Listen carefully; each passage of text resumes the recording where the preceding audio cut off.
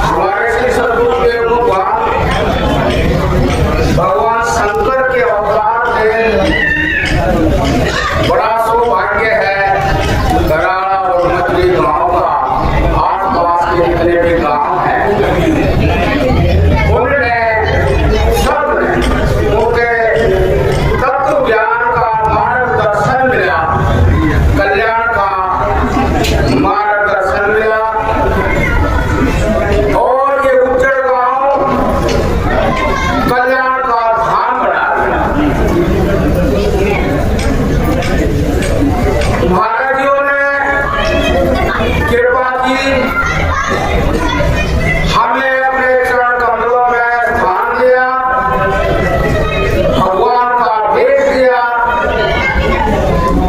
आध्यात्मिक जीवन का मार्गदर्शन किया। मैं ये सब बातें वैसे नहीं कह रहा। महाराज जी बहुत विलक्षण प्राचीन काल में जो ऋषि मुनि होते थे व्यास के युग में उन जैसे ही थे। आपको उनकी बात बताऊं, जब उन्होंने हमें भगवान का भेंट दिया, क्या कहा, उनके शब्द ऐसे थे, उन शब्दों के अर्थ हमने अपने जीवन में देखने थे, साक्षात्कार करना था। उन शब्दों के अर्थ धन से प्राप्त नहीं होते थे, बल से प्राप्त नहीं होते थे, संसार के किसी पद प्रतिष्ठा से प्राप्त नहीं होते। उनने कहा जाओ, ऐसे उन्हें घुमा दी, जाओ इस ब्रह्म में जगह बनाओ। उनने कुछ श्रद्धा देखी होगी, उनने ऐसा कहा और आगे क्या कहा, शायद ही कोई गुरु अपने शिष्य को ऐसा कहता होगा। उनने कहा, क्योंकि सर्दी के कुछ दिन थे, उनने कहा जाओ, सर्दी लगे तो कहीं बोल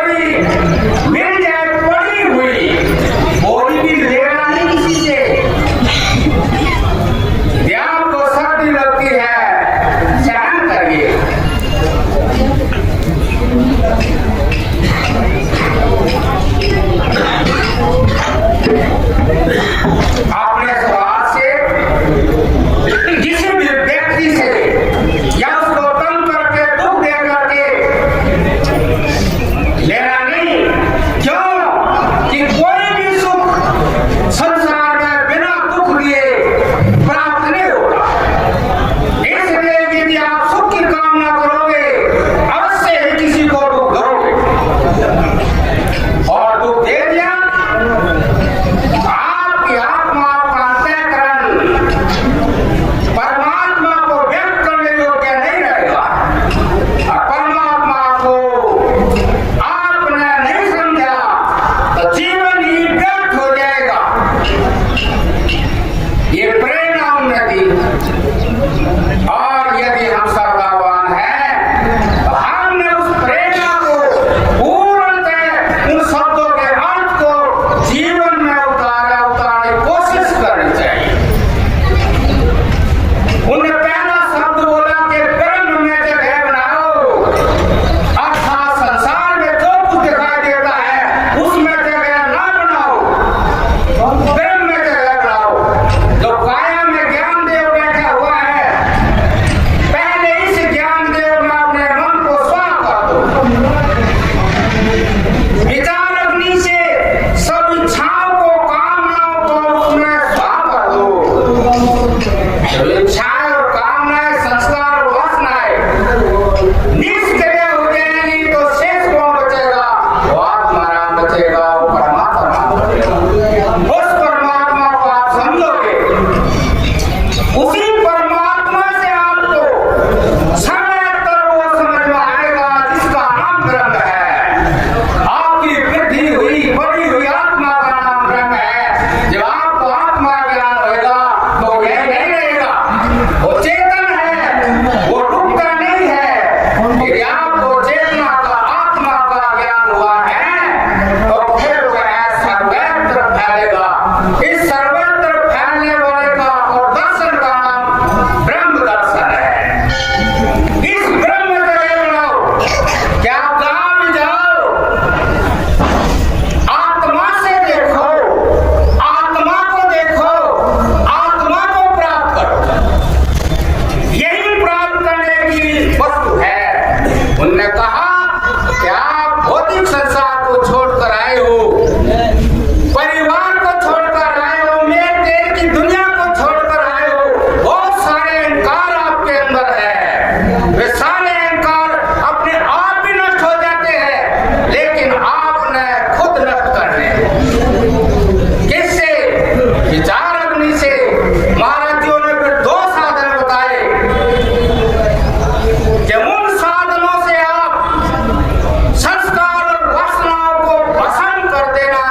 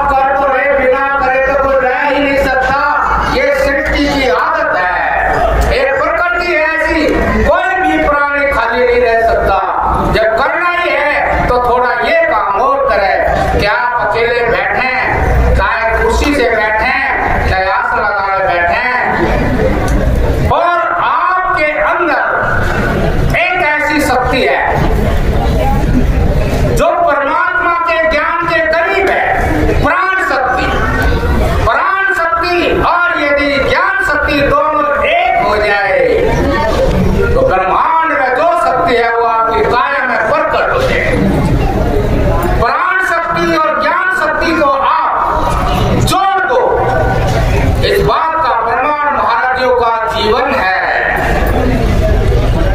और भी पहले कितने आप जितने देर भी बैठ सके, 10 मिनट 15 मिनट रोज आना आप सब कुछ करते हैं, भोजन करते हैं, रोजाना अपने कार्य करते हैं, तो आप भोजन से भी आवश्यक इस क्रिया को समझे। यदि ये क्रिया नहीं की तो आपका भोजन व्यर्थ ही चला जाएगा, ऐसे ही व्यर्थ चला जाएगा। और वो भोजन आपको तत्व ज्ञान दे सकता है, दृढ़ ज्ञान दे सकता है। यदि आपका प्राण और आपका ज्ञान दोनों जुड़ जाए, उसके बीच में कोई चीज आए वो भस्म हो जाए, तब फिर वो ज्ञान देव जाग जाएंगे, वो आपको लौकिक और पारलौकिक सभी ज्ञानों से आपको तृप्त कर देंगे, आनंद में कर देंगे। ज्ञान से आनंद होता है, ज्ञान से सुख होता है, किसी पुराने पदार्थ को सुख से सुख नहीं होता है। सभी ऐश्वर्य ज्ञान से चिपके हुए हैं, ज्ञान खसक जाए तो सारे ऐश्वर्य नष्ट हो जाएंगे। इसलिए जब भी आप अकेले एकांत में बैठे तो मन और प्राण का योग करें, यही वास्तविक योग है, खाली आसन करने का नाम योग नहीं है। बस मन और प्राण का योग किया, असली योग हो गया, अर्थात सत्य का योग हो गया, सत्य का व्याख्यान चलेगा। इसलिए आप ये काम करें तो हम मानेंगे कि महाराज जी जो प्रकट हुए उनका प्रयोजन सार्थक हो गया। ये आप एकाग्रता बनाए रखें, कोई भी कार्य करें तो वहां मन हाजिर हो। यदि मन हाजिर नहीं हुआ तो गुण दोषों का ज्ञान नहीं होने का, और गुण दोषों का ज्ञान नहीं हुआ तो आप मुक्त नहीं हो सकते, और मुक्त नहीं होते हुए कुछ ही रहते हैं, कलेश में रहते हैं, अशांत रहते हैं। इसलिए मैं छोटे रूप में आपको ये साधन बताया, तो बड़े महाराजों ने बड़ी सरलता से कल्याण हो जाए, बंधनों से मुक्त हो जाए, वो मैंने आपको बताया। आप इसको समझ लें कि मन और क्रिया का योग भी योग है, मन का और प्राण का योग भी योग है। ऐसे योगियों के अंदर परमात्मा सहज ही प्रकट हो जाते हैं।